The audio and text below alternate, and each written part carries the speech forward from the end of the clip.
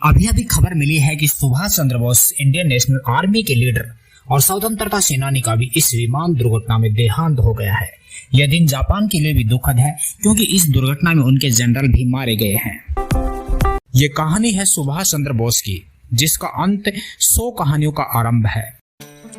1939 में सुभाष चंद्र बोस ने कांग्रेस से इस्तीफा दे दिया और अपनी नई party all India forward block का गठन किया। कारण था सुभाष और महात्मा गांधी के मध्य वैचारिक मतभेद। Subhash Chandra Bose second world war का फायदा उठाकर हिंसा के माध्यम से अंग्रेजों को बाहर निकालना चाहते थे, जबकि महात्मा गांधी का मानना था कि दुश्मन को उनकी मुसीबत के समय दबाना गलत है और अहिंसा के माध्यम से ही आजादी मिलनी चाहिए। खैर, दोनों के रास्ते अलग अलग थे, लेकिन मंजिल एक ही थी, आजादी। सुभाष चंद्र बोस कलकत्ता में अपने ही घर में नजरबंद थे। दिन था 16 जनवरी 1941 का। सुभाष चंद्र बोस रात के अंधेरे में इंश्योरेंस एजेंट मोहम्मद जियाउद्दीन का वेश धारण करके घर से निकल गए। उनके भतीजे शिशिर ने उनको अपनी गाड़ी से कोलकाता से दूर झारखंड राज्य के धनबाद जिले में गोमोहा रेलवे स्टेशन तक पहुंचाया था। गोमोहा रेलवे स्टेशन से वे फ्रंटियर मेल पकड़कर पेशावर पहुंचे। प्लानिंग के मुताबिक पेशावर में उनको रिसीव करते हैं फॉरवर्ड ब्लॉक के नेता मियां अकबर शाह है। मियां अकबर शाह ने उनकी मुलाकात कीर्ति किसान पार्टी के भगत राम तलवार से करवाई, क्योंकि भगत राम तलवार को काबुल के रास्ते की जानकारी थी। पेशावर से सुभाष भगत राम तलवार के साथ अफगानिस्तान की राजधानी काबुल की ओर निकल पड़े। इस सफर के दौरान भगत राम तलवार ने अपना नाम रखा रहमत खान तथा सुभाष उनके गूंगे बहरे चाचा बने। पहाड़ियों के बीच पैदल चलते हुए उन्होंने यह सफर पूरा किया। काबुल में सुभाष 2 महीनों तक उत्तम चंद मल्होत्रा नामक भारतीय व्यापारी के घर में रहे। काबुल में रहते हुए उन्होंने रूसी दूतावास में संपर्क करने की कोशिश की, लेकिन सफलता नहीं मिली। फिर उन्होंने जर्मन एवं इटालियन दूतावासों में भी संपर्क किया।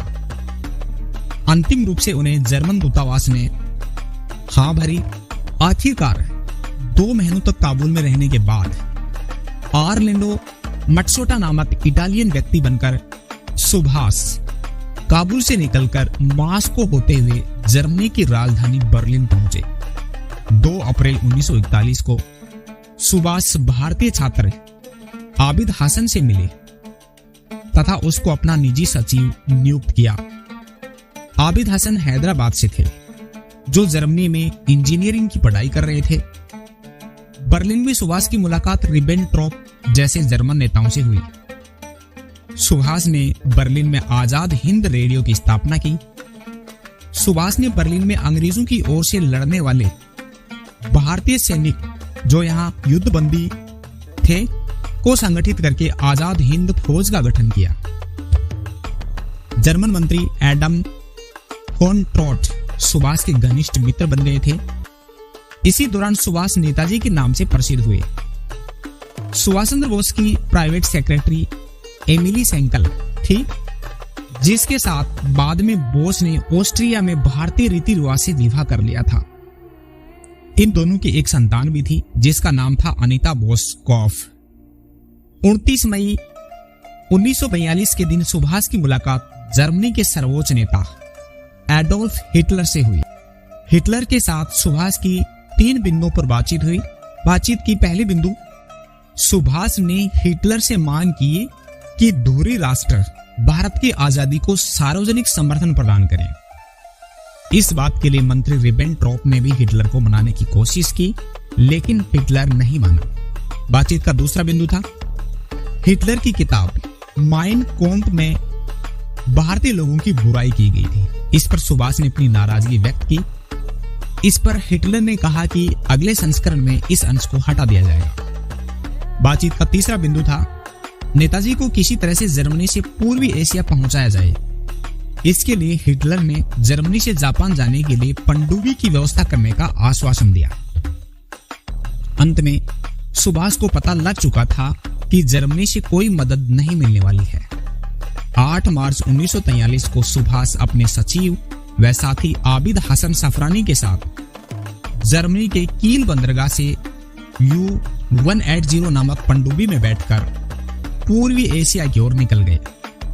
यह जर्मन पनडुब्बी उन्हें हिंद महासागर में मेडागास्कर के किनारे तक लेकर गई। वहां वे दोनों समुद्र में तैरकर जापानी पनडुब्बी में पहुंचे। यह जापानी पनडुब्बी उन्हें इंडोनेशिया के साबांग बंदरगाह तक पहुंचाकर आई।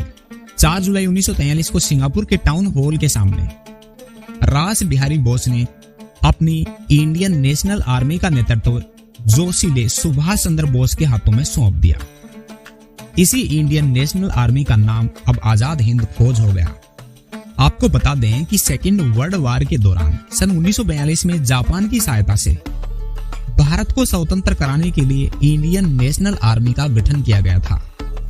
इसका गठन करने में कैप्टन मोहन सिंह, रास बिहारी बोस एवं निरंजन सिंह गिल ने अहम भूमिका निभाई थी। इसका गठन जापान द्वारा युद्ध में बंदी बना लिए गए भारतीय सैनिकों से किया गया था। जापानी प्रधानमंत्री जनरल हिदेकी तोजो ने नेताजी को सहयोग करने का वायदा किया था। 21 अक्टूबर 1943 के दिन सुभाष ने सिंगापुर में भारत की अंतरिम सरकार की स्थापना की। आजाद हिंद फौज में महिलाओं के लिए झांसी की रानी रेजिमेंट भी बनाई गई। नेताजी ने पूर्वी एशिया में रहने वाले भारतीय लोगों को आजाद हिंद फौज में भर्ती करने के लिए प्रेरित किया और कहा, तुम मुझे खून दो, मैं तुम्हें आजादी दूंगा।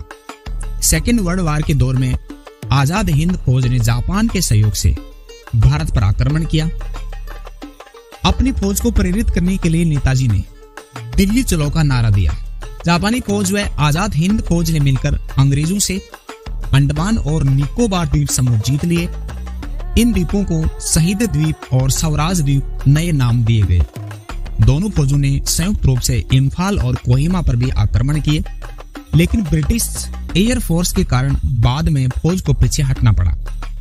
जब आजाद हिंद फौज पीछे हट रही थी तब जापानी सेना ने नेताजी के भाग जाने की व्यवस्था की थी, लेकिन नेताजी अपने उच्च आदर्श का परिचय देते हुए झांसी की रानी रेजिमेंट को अकेला न छोड़कर सैकड़ों मील उनके साथ पैदल चले थे ताकि लड़कियां दुश्मन के हाथ ना लग जाएं। सेकेंड वर्ल्ड वॉर में अमेरिका द्वारा जापान पर परमाणु बम गिराए जाने के कारण जापान हार चुका था।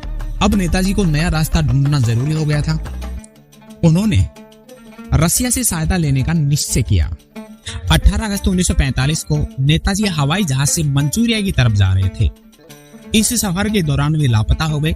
23 अगस्त 1945 को टोक्यो रेडियो में बताया गया कि ताइवान के ताईहोकू हवाई अड्डे के पास नेताजी का प्लेन क्रैश हो गया।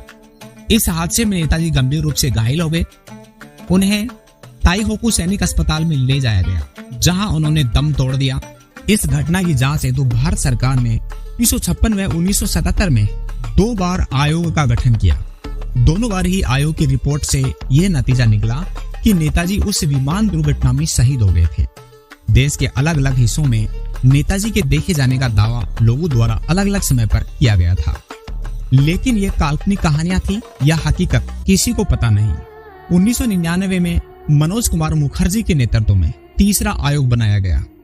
2005 में ताइवान सरकार ने मुखर्जी आयोग को बताया कि ताइवान की जमीन पर कोई विमान दुर्घटनाग्रस्त हुआ ही नहीं था, लेकिन भारत सरकार ने मुखर्जी आयोग की रिपोर्ट को अस्वीकार कर दिया। 18 अगस्त 1945 के दिन नेताजी कहां लापता हो गए और उनका आगे क्या हुआ, यह भारतीय इतिहास का सबसे बड़ा अनुत्तरित रहस्य बन गया है।